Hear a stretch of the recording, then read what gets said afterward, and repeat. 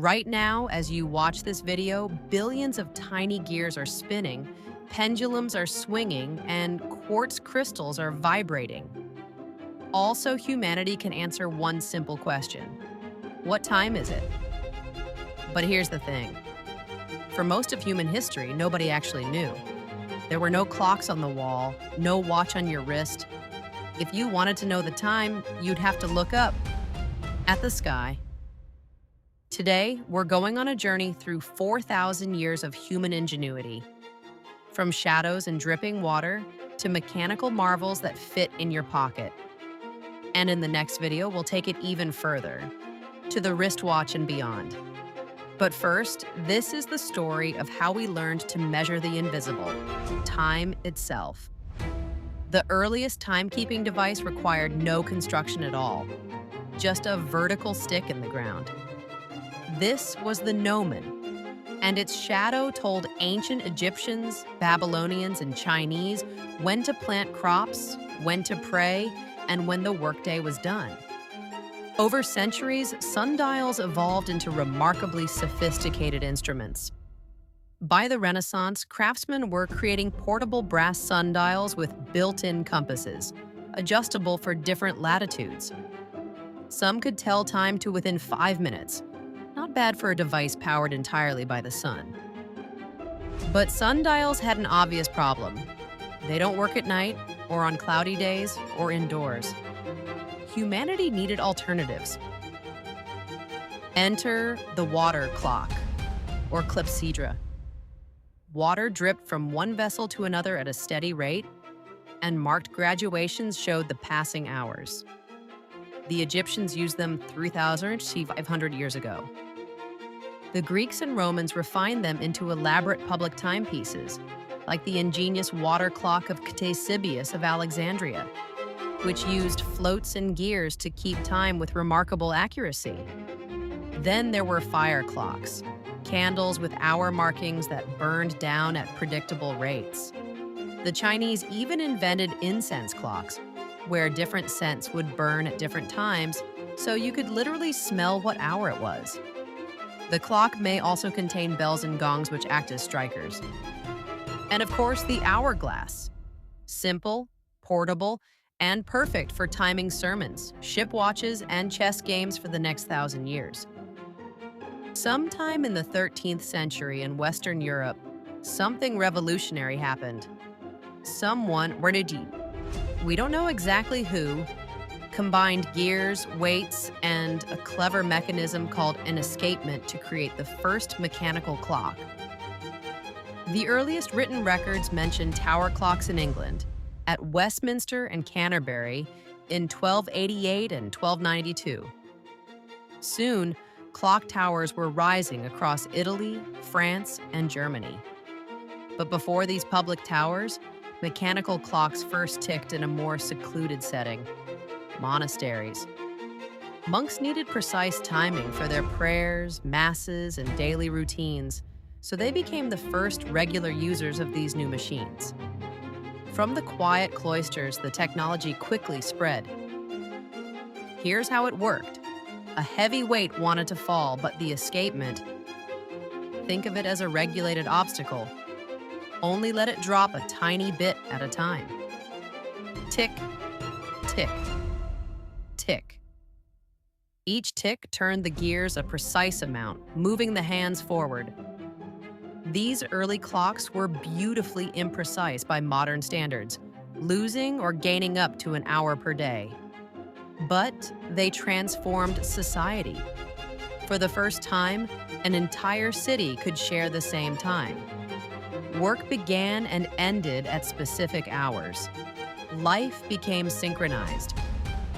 In the 14th, 15th, and 16th centuries, clockmakers pushed the boundaries with astronomical clocks, elaborate mechanisms that showed not just hours, but the positions of the sun, moon, zodiac signs, and even automata figures that paraded on the hour. These weren't just timekeepers, they were demonstrations of human mastery over the cosmos. In the early 1600s, Galileo Galilei noticed something interesting about pendulums. No matter how wide the swing, It always took the same amount of time to complete. He realized this could regulate a clock, but he never built one. It was the Dutch scientist Christian Huygens who, in 1657, created the first working pendulum clock, and it changed everything. Where earlier clocks might lose an hour a day, Huygens' pendulum clocks were accurate to about 10 seconds. Suddenly, minute hands made sense. Before this, most clocks only had an hour hand. Anything more precise would have been meaningless. But the pendulum had a problem: temperature. Metal expands when heated and contracts when cooled, making the pendulum longer in summer and shorter in winter. Clockmakers fought back with ingenious solutions. Compound pendulums made of different metals, wood rods, mercury-filled tubes, all to keep time consistent as seasons changed. In 1897, a special nickel-iron alloy called Invar was invented specifically for pendulums. Its name literally means invariable. Pendulums are wonderful, unless you want to move. You can't exactly carry a pendulum clock on a carriage ride or put one in your pocket. The solution came in the 15th century: the mainspring. Instead of falling weights, a coiled metal spring stored energy and released it slowly. This meant clocks could finally be portable. But springs had their own problem. They push harder when fully wound and weaker as they unwind. Early spring clocks sped up right after winding and slowed down as the day went on. Clockmakers invented clever devices called fusees, cone-shaped pulleys that compensated for the uneven spring force. For portable clocks, the pendulum was replaced by the balance wheel, a weighted wheel that oscillates back and forth, regulated by a tiny spiral hairspring. This became the heartbeat of every portable clock and watch for the next 500 years. Table clocks became status symbols. The wealthy displayed ornate timepieces crafted from gilded bronze, enamel, and precious stones. French workshops like those of André Charles Boulle created clocks that were as much sculpture as machine, with cases of tortoiseshell, brass, and ebony inlay.